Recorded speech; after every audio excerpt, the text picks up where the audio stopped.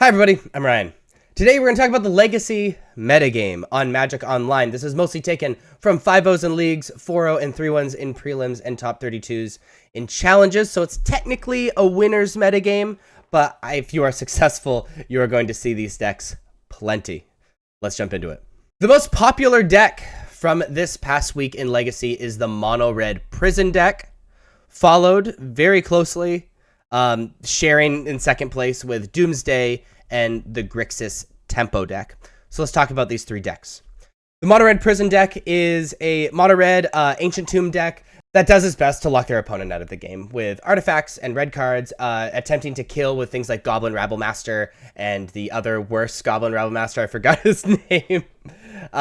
It's your classic prison deck. It is becoming extremely popular. I think these prison decks become popular in the context of people trying to figure out Legacy. I mean, we had the Lord of the Rings shakeups, the Orcish Bowmasters, the fourth A-Rings, I can't ever say the name, and the One Ring come out. And I think, you know, when people are trying to do cute things, when people are doing really, really focused things, especially things that control their opponents, it ends up working out, and we're seeing that a lot with mono-red prison. To be fair, hi Kitty. To be fair, before Lord of the Rings came out, mono-red prison was already seeing some numbers, but it is skyrocketing as this is happening. You know, to being over 10% of the meta is really, really wild. Sharon in second place is Doomsday and Grixis Tempo. Doomsday is a combo deck that does its best to cast Doomsday as early as possible, which allows you to select 5 cards out of all of your cards besides the cards in your hand, and put them in your deck, exile the rest of your deck, and then draw out the rest of your deck and play Thassa's Oracle.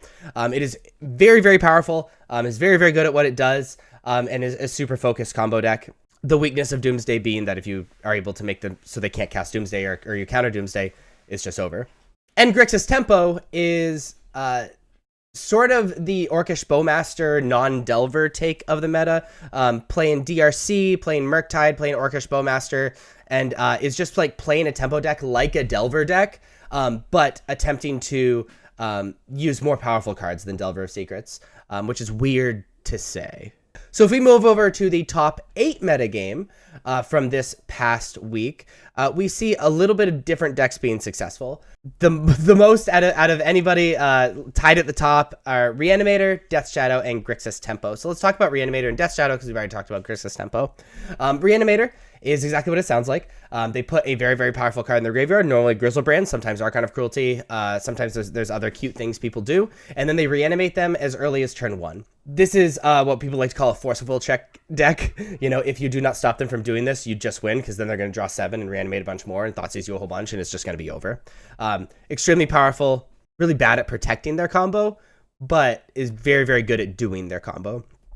And then Death Shadow is sort of like a tempo deck, but it's centered around Death Shadow, where they bring their life total very, very low, and then they have a 1-mana card that has a very high power when they have a low life total, so they purposely bring it really, really low, play this card, and then kill in 1 or 2 swings, which is very, very powerful, is another great way to leverage Orcish Bowmasters, which is a card that is really dominating Legacy as we speak.